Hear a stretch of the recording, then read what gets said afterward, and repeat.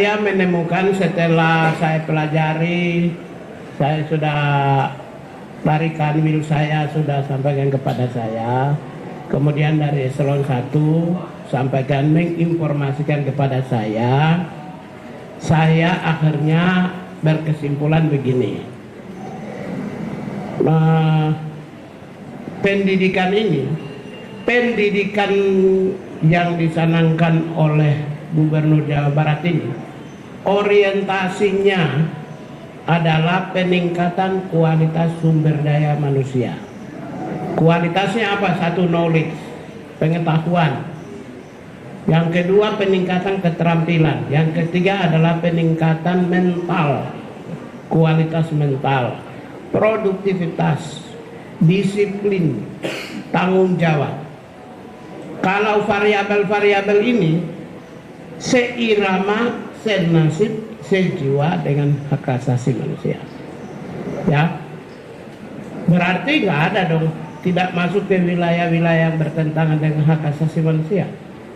Yang dikhawatirkan itu adalah yang kemarin saya bilang corporal punishment, seperti orang tua atau di sekolah mendidik anak cubit telinga, tak pukul, mendisiplinkan anak yang berlangsung pada masa pendidikan ala masa lampau.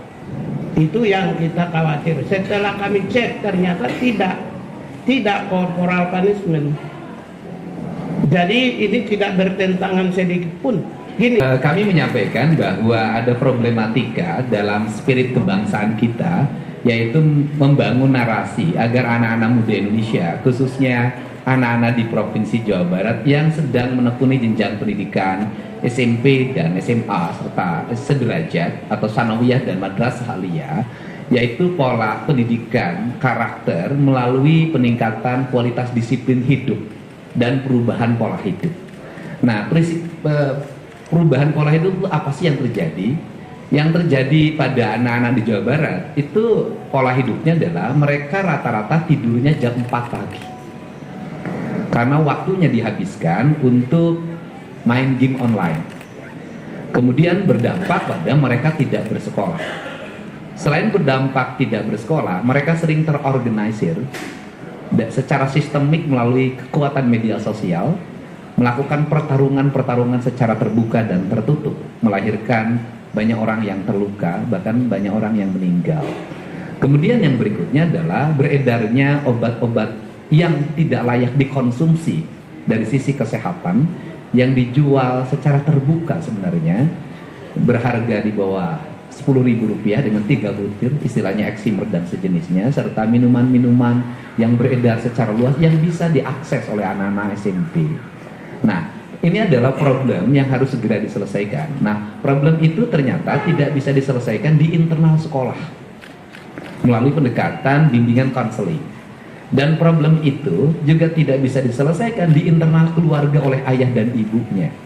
Nah, karena problem ini tidak bisa diselesaikan di sekolah dan di keluarga, serta tidak semua problem itu bisa ditangani lewat peradilan anak, maka harus ada upaya jangka pendek yang bisa dilakukan melalui pola pendidikan disiplin siswa. Dalam kaidah bahasa saya adalah pendidikan bela negara dengan penguatan pendidikan berkarakter.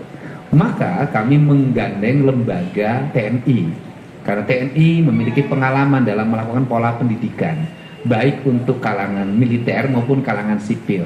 Di kalangan sipil dikenal namanya prajabatan. Di kalangan sipil hari ini untuk masuk industri banyak yang dilatih di Dodik Pangkodam 3 Siliwangi Lembang untuk membangun kebugaran. Nah, metodologi pendidikannya yang kami sampaikan tadi ke Pak Menteri adalah, yang pertama adalah pembangunan kualitas disiplin. 1, melepas HP. 2, melepas tradisi bermotor. 3, melepas minuman keras. 4, melepas obat-obatan terlarang. Kelima, melepas konsumsi zat adaptif lainnya yang merusak saraf dan pikirannya, dengan membangun pola tidur maksimal jam 10 malam. Kemudian mereka bangun jam 4 pagi, mereka mandi, sholat subuh bagi yang beragama Islam, membereskan ruang tempat tidurnya, masuk ke masjid, dan kemudian mendapat bimbingan rohani dari kiai yang menjadi bimbingan konselingnya. Setelah itu mereka sarapan pagi, setelah sarapan pagi mereka berolahraga, setelah mereka berolahraga mereka langsung mengikuti ruang kelas pembelajaran sebagaimana dia didapatkan di sekolah.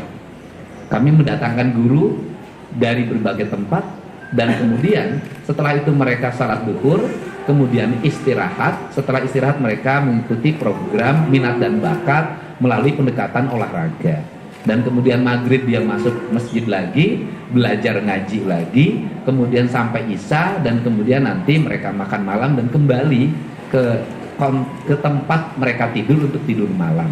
Jadi model itu yang kami kembangkan, dan kami tadi konsultasikan bahwa tidak ada pelanggaran-pelanggaran yang dilakukan terhadap hak-hak anak sendiri. Nah, kalau bicara orang banyak memperdebatkan persoalan bagaimana mereka belajarnya, pertama justru dengan barak ini mereka jadi belajar.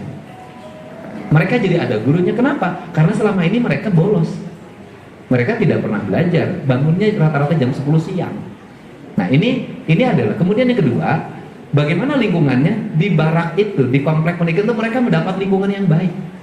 Karena selama ini mereka di lingkungan rumahnya tidak mendapat lingkungan yang baik, di lingkungan sekolahnya tidak mendapat lingkungan yang baik, mereka menjadi anak jalanan. Nah, inilah barangkali langkah yang dilakukan oleh kami, pemerintah Provinsi Jawa Barat dan pemerintah kabupaten kota di seluruh Jawa Barat sebagai bagian upaya kami untuk menyongsong generasi Indonesia Emas tahun 2045. Barangkali itu saja. Terima kasih.